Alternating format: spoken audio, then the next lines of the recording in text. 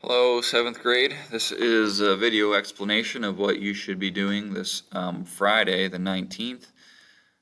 Or, I'm sorry, the 18th. I guess today's Thursday. Whew. And this is code.org. Last year, first, you do not have a sign-in right now. So the only real problem with that is it does not save your progress. You kind of have to remember where you left off. So in the daily attendance activity for Friday, you are supposed to post where you left off and kind of a summary of what you did. It is honor system type stuff. I will not be able to look inside of your code.org activities and see exactly what you did. Your assignment is to work for 20 minutes in code.org. I'll give you a couple options of what you can do. So you honorably do something that I ask you to do and then post to the daily activity for Friday and let me know what you did and where you were and just a short summary. So last year, and you could do this again if you wanted to jog your memory, last year you went to learn.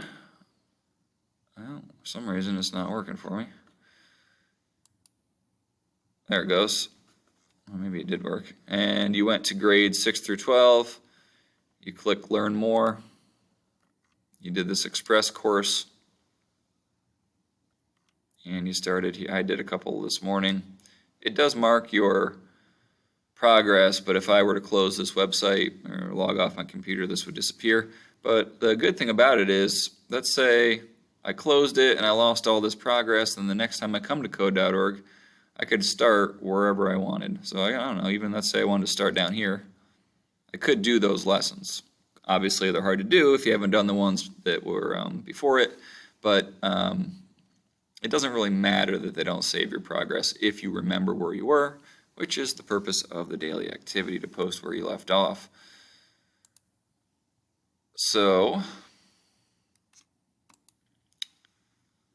last year, 6th grade, you went to learn 6 through 12. If you want to do that again this year, you can. That's fine with me. If you happen to remember where you left off last year, you can pick up there. Another option for you, though, is you go to Learn, scroll down past this, and you can see the hour of code. And you can just choose one of these and work on that for 20 minutes. 20 minutes is the minimum. You know, at 20 minutes, that doesn't mean you have to stop. It's just up to you. 20 minutes is what you should do. But if you, like this one here, AL for the oceans. Just kidding. I know that says AI. Artificial intelligence, grade 3+, so it's going to start out pretty easy and then probably work into a little bit harder stuff.